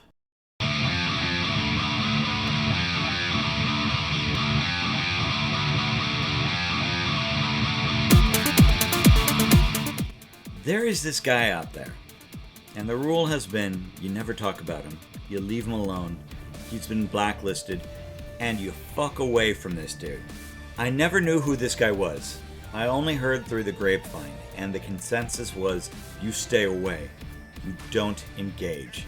This was easy for me. I don't engage as much as I used to back in the days of Gamergate, and guess who Ethan platformed in a video? Yeah. It was apparently that guy. The one, the only, BritBomb. The guy you don't repeat his name. The guy you just ignore. And there was good reason too. He was into doxing, he'd flag videos to get taken down, and to make matters worse, he used CP as a weapon. So, all around great fucking guy. I remember Clown and Keem complaining about this guy. And I really didn't think much of it. And I saw him follow me on my account. So I complaining about a dude or whatever. And I remember seeing somebody by the name of BritBong in my chat, so to speak. Thank you so much. Or not my chat, my Twitter feed. And I just got a bad vibe or bad vibe. And at some point when beta took off, Clown told me the story of BritBong. It was somebody that he initially had an issue with, this Second Life streamer, so to speak, and initially they got over it and they became friends. I don't know what happened between, I think it was baited, but it might have been before that. And keep in mind, I'm not relevant in the commentary community field. I'm barely relevant in hockey, much less the commentary community. And there was apparently some kind of falling out. I'm not sure what it was. I think it was working with Keemstar or something like that. And basically with Keemstar, and he's admitted it, that Keemstar pointed out all the crazy shit that BritBong was doing. And I guess YouTube took action. I guess when you have when you start messing with people that know people at YouTube, bad things happen to you, which I don't particularly agree with. I don't know what his content was about, but I do know what I've been shown would get you insta-banned nowadays. Not that I'm for all that, but that's what happened. So I had this guy whining in my chat, in my Twitter feed. I was told to stay away from him. I was told horror stories by 2017 that he had threatened to dox Clown his brother, his father, and put it all out there. A lot of you have seen the famous video response to Ethan Klein, where he openly talks about, I'm going to get your brother, your father, whatever. And we all know it. So I was always told, stay away from him. Don't mess with him. Don't bother him. And I never did. Around 2017, I started hearing a story about him using CP as a weapon. Well, I really wanted to stay away from that. And around 2018-17, Alex's thanks so much, Lizzie. Alex's Twitter goes down. Anything for views, Twitter's goes down. Colossal's Crazy's Twitter goes down out of nowhere. Just pop. Back then you could mass report. Same thing happened to Monkey Jones and some of his accounts. And I started hearing about Britbong again. Guy uses CP as a weapon. And what they thought is Britbong had a pretty, they compared it to my following. Small but extremely loyal. And that he was organizing flagging campaigns or using some kind of device to flag down these accounts. And I didn't know anything about it. I know it was mentioned in a baited episode that I wasn't on. I'd long left baited since then by about 6 months. And all of a sudden, everybody that had a problem with him. So for the very few critics that criticize me, there's an incident in, I want to say it's October of 2020. Ethan Klein is in a knockdown drag out war with Keemstar for 6 months straight. Thank you, Diva. 6 months straight. And he's looking for people that Keemstar has victimized. For some reason, he picked Britbong. I knew this was bad news as soon as I saw it.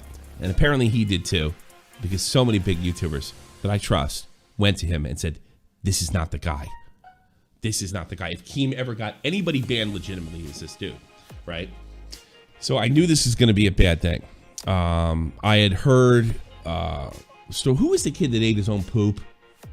God, who was that guy?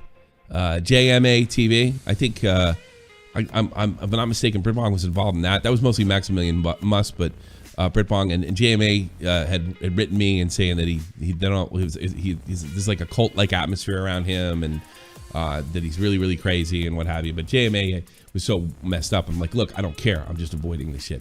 But then the Britbong, or excuse me, Ethan decides to platform and use him as a victim, as somebody who Keemstar got taken down. Because at the time, thanks DM King, at the time, Keemstar was being accused of, we're in 2020 now, to platforming other people, accused Ethan of deplatforming people, or trying to platform him and others. And that's basically what he does now for a living. I mean, Frenemies episode is just that. Am I wrong, Matt? I mean, that's pretty much what it is. Yeah. It's just the platform show. And he used Britbong as an example. This is like an innocent person that you deplatform. And I don't know what got him to platform. I don't know. I don't even know if it was legitimate. I'll be perfectly honest with you. But I know I had nothing to do with it. I know Augie had nothing to do with it. I know Nick DiOrio had nothing to do with it.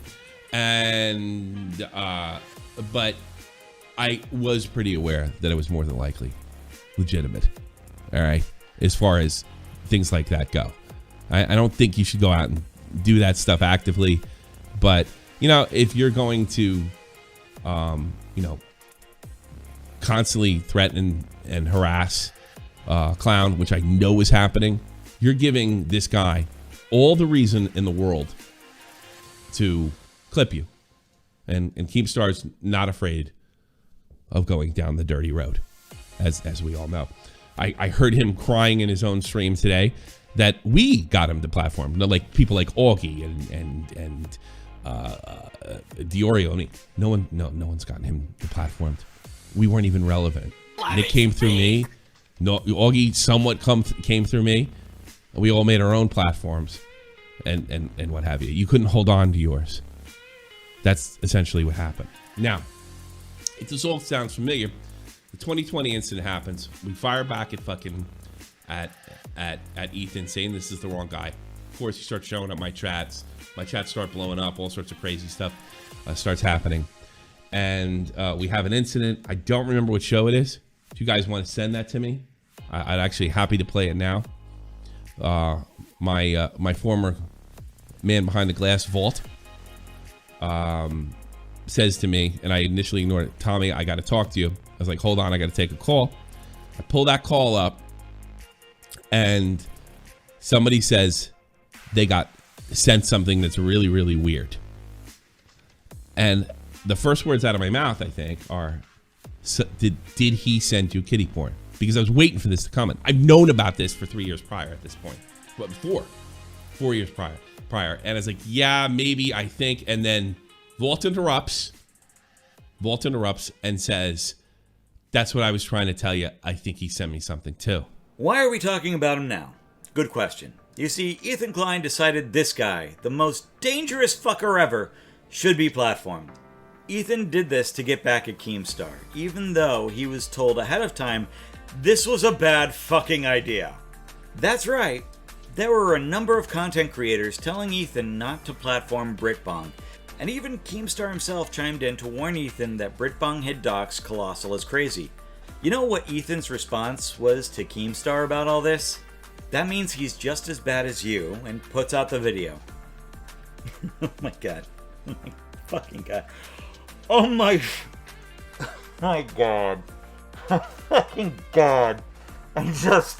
You broke me, bro. Like, really? Really? You're going to burn this platform down, engage in a sponsor war, unleash this Voldemort figure onto the world because you wanted revenge on Keemstar. That's the level, the high-tier autism we're engaging with here. The amount of fucks Ethan has for people on this platform are zero, so long as Captain Ahab here gets his fucking whale. And I'm at a loss for words. We're talking about two giants fighting here on YouTube, to the point YouTube had to step in to stop it. Maybe. Let me explain. Keemstar releases a video saying YouTube won't let him fight Ethan anymore, and that they talked to both parties about this whole situation. Now, I'm going to cover this with a healthy dose of skepticism for a multitude of reasons, and I want my audience to keep that in mind.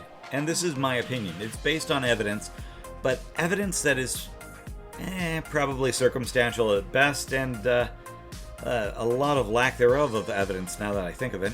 So grab the grain of salt mines here, okay? Disclaimer over. Keemstar seems to be hampered by YouTube that they allegedly reached out and told him he's not allowed to continue his fight against Ethan Klein. First evidence comes from Keemstar himself when he says he's worried about leaking any info about him not being allowed to fight Ethan. Fair enough, YouTube is YouTube, but why didn't you ask your rep if it was okay to release that proof? After all, you did go on a tirade back in the day over the FUPA fund and asking Ethan for proof. So, fair's only fair. Secondly, Ethan Klein has said that he wasn't given any notification to stop fighting Keemstar. But wait, Keemstar, didn't you just say that Ethan was given that same notification? Weird. This does explain why Keemstar has stopped fighting Ethan on his show, Drama Alert, but it doesn't really prevent him from calling him out on Twitter, apparently, or going on other shows such as Tommy C and complain about Ethan. Weird. Maybe Ethan is telling the truth and Keemstar was lied to by YouTube. Maybe I should give him the benefit of the doubt. The problem is, Keemstar is a lot like Ethan. He will do anything to win, even lie to come out on top in a war. However, this was the main fighting point Keemstar had used, as it seemed YouTube and Ethan Klein were fighting against Keemstar. Could YouTube be conspiring against their top YouTuber, or is someone lying? I don't know what's more plausible. But if Keemstar doesn't drop his proof, I couldn't say one way or another. Yet another thing I leave my audience to decide.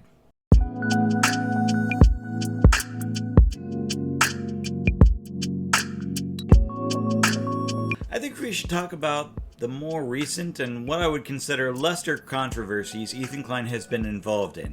I was debating on whether or not I should include them because they're really not that bad, they're just bad takes. Though because some of them are funny as balls, I figured, fuck it, why not include them? To start with, we got the Joe Rogan beef. And I mean that literally. And figuratively. God. Apparently, Ethan Klein was criticizing Joe Rogan for his takes on Id. He tweeted, Joe Rogan, who lives off elk meat, egg yolk, and human growth hormone, with lungs full of tar, thinks he's healthier than everyone. This motherfucker is such a bitch that when he got Id, he threw the kitchen sink at it. If you're so healthy, just write it out like you say a man should. My dude, Ethan, do you have mirrors in your house? And do they work? Okay, let's be fair. It was a bad take.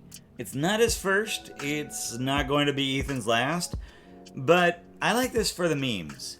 Roll damn memes.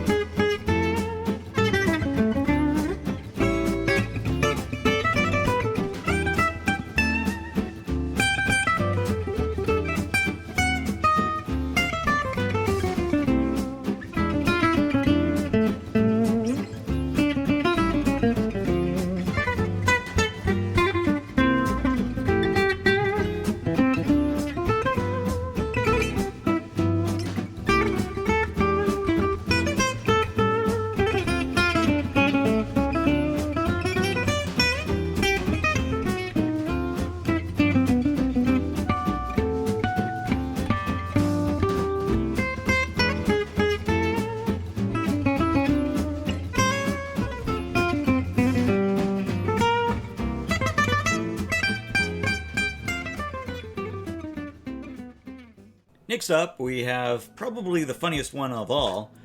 It's where Ethan threatens to shoot people who come to his house. I'm not even kidding. Oh my god. What prompted this was because Will Smith had slapped Chris Rock. Let that sink in for a second. Just marinate in that thought. No, seriously, I wish I was creative enough to make that up. Because yes, this is the world we live in now. Holy fuck. Kill you, okay? So to say I'm against violence, yo, this is how I sit in bed and I think about the lock combo on my gun cabinet. I imagine how fast I can get there, punch in the code, take out the gun, turn off the safety, put the bullet in the chamber. I think about that obsessively every night. And that's the world I live in, okay?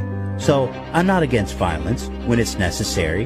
But punching a guy for saying a stupid joke is not necessary. And if you want to test me, come to my fucking house, and I've got 7 bullets. It's a semi-automatic shotgun, and I can unleash 7 fucking bullets on you without even have to cock that bitch. Okay? So, if you think I'm against violence, if you think this is something I don't think about, then once again, you can f*** yourself. Like, how do you have that kind of reaction? I'm going to shoot whoever comes to my door. I'm not above violence. Roar! Why would Will Smith betray me like this? Ah! God damn. Son of a bitch. Oh my god. Oh god. Oh my god. Obviously, I'm stretching things a bit for the joke, but serious talk, this wasn't just cringe, it was top cringe. Again, another bad take from a bad commentator. We also have one of the latest and probably one of the most damning bad takes of them all. The threat. Joke about bombing the NRA. So there was a big protest outside the NRA meeting, which was good. Do we have any insight into what they're actually talking about there at the NRA meeting that's today in Texas? Someone should bomb that building. Mm-hmm. Okay, don't. I'll roll that back. Roll that back immediately. Everything but violence. Just rewind time. Let me... Can we cut back? I got a little carried away there. Nobody bombed the building. All right, I take that back. Thank you. I took it a little too. I got a little passionate there. Let's roll it back. How do we go back in time? Rewind time. Yeah, let's protest that building. Let's bomb it with emotional protest. A love bomb. In Minecraft. Let's love bomb it. Let's love bomb it. Yeah, what did I say? You said love bomb. Yeah. The love was silent. Right. Kill him with kindness. Let's fucking kill everyone in that building. Let's just end the show. Let's fucking bomb that. Now, I'm going to go off script here a little bit. I want to criticize this point on Ethan. You're not funny. You're not... You make these so-called jokes. And I know you guys can't see me make air quotes in the air, but trust me, I'm making air quotes in the air. Okay? You make these so-called air quotes joke, okay? And yeah, no, they're not jokes. They're you know what a joke is? Two guys walk into a bar. Ouch. Okay, it's a stupid fucking joke, but that's a fucking joke. You can tell it's a joke. It's stupid. It's really dumb, but it's a joke. Someone, I guarantee you, is laughing at that joke right now after they heard it. I guarantee. The rest of you are cringing, but there's at least one person who actually laughed at what I just said right now. I guarantee it. Okay, that was funny. That was funny. And I get jokes are subjective, but when your punchline is, we should bomb the NRA. Oh my god, that's funny! What, like, made you think that's fucking funny? At all. Ever. Holy shit, we've got Comedian of the Year, guys. He's the next fucking Seinfeld, Gabriel Iglesias, and Christopher Titus all rolled into one. Fuck! Stop making jokes. Just stop. If you're going to do that kind of fucking content, just stop. This is the kind of shit that Deaf Noodles pulls, by the way. Oh, I'm just making a joke. I said gas the Jews. That's funny, guys. Haha. Like, no, it's not. Stop. Just fucking stop. Okay? Stop. While you're behind. Being behind on top of being behind. I'm just saying. Okay, let's go back on script. Where the fuck am I? Now this is where I can get a bit spicy. Well, I think I already have. Because I do have something to say regarding this. Other than to, quote, give a joking take, Ethan threatened to bomb the NRA in regards to a recent school shooting that took place. This is because most of his audience leans left, which, fine, I don't care. I lean Pirate Party if anyone cares. I think I mentioned that before. The point is, he walked it back fast, and he may have tried to turn it into a joke after he had walked it back. You could say he meant to say it, and I know there have been some arguments online about that as to that effect, but my argument is, what the fuck does that change? I will, however, say this does not make Ethan Klein a terrorist. I'm not even going to go that far to say that. But, at worst, he is irresponsible. He doesn't have the concept of understanding the weight of what your audience will carry. You say one thing, and someone somewhere somehow will take what you say literally. And I'll agree, you're not responsible for someone else's actions. But, huge but, you can push people in one direction or another based on your influence. And that's why Ethan is irresponsible. This doesn't just apply to Ethan, but a number of YouTubers where their influence can get them into hot water. Even mine. Okay, not really. Not yet anyway. But maybe one day I'll grow big and strong into a 2K scrub. And then I'll have just enough influence to hang myself.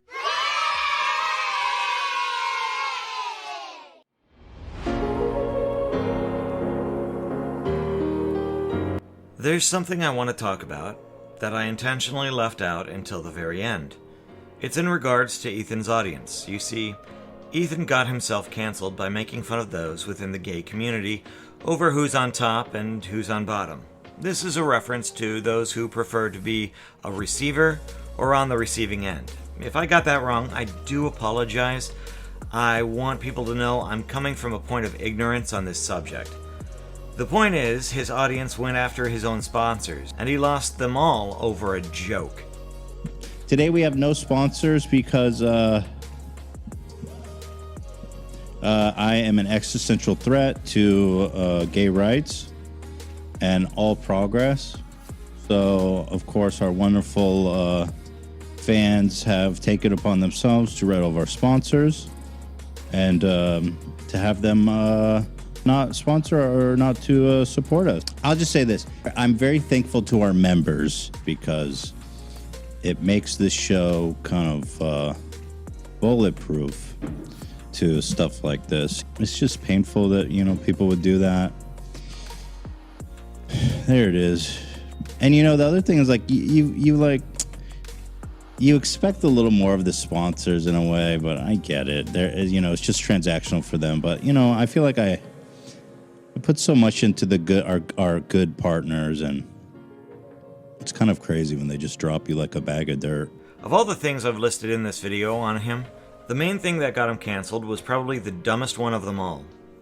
The grandstanding on a grave, or platforming a known doxer and harasser, or even a number of hypocrisies he's displayed, none of those things were a red flag to his audience.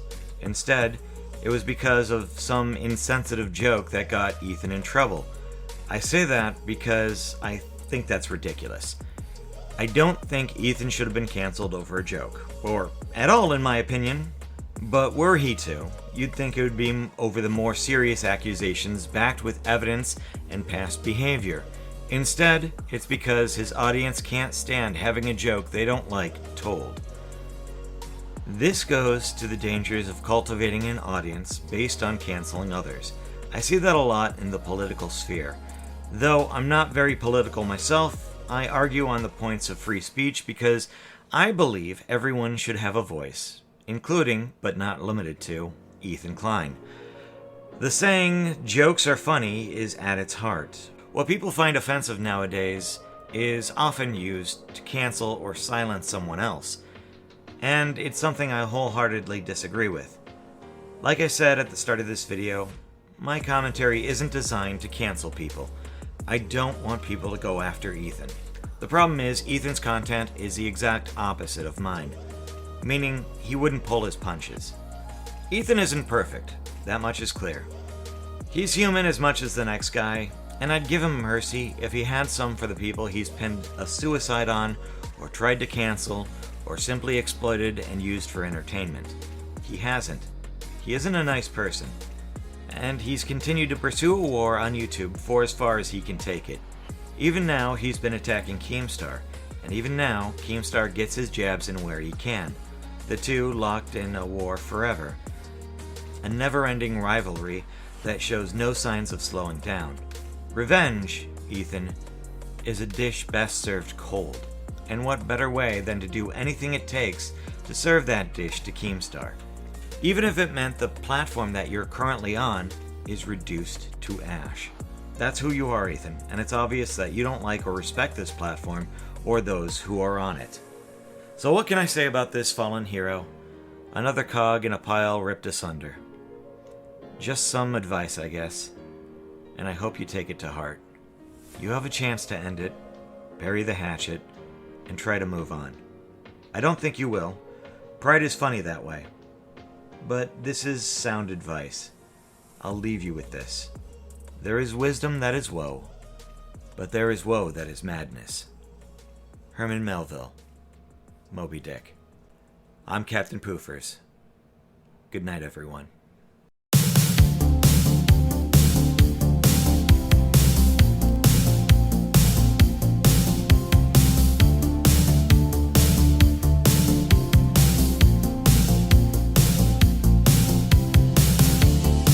I used to be the one.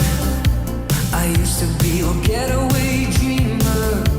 I couldn't get enough, thinking that we would last forever.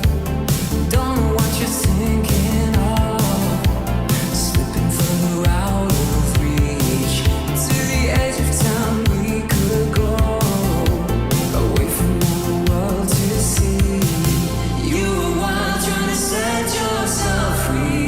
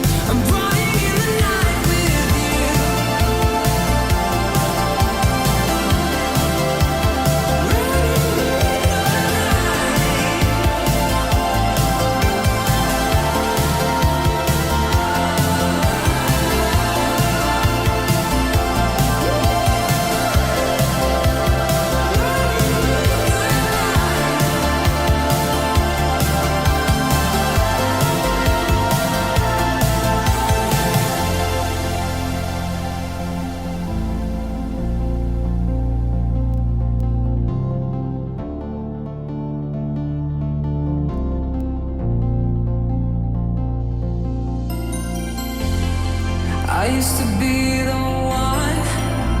I used to be your getaway dreamer.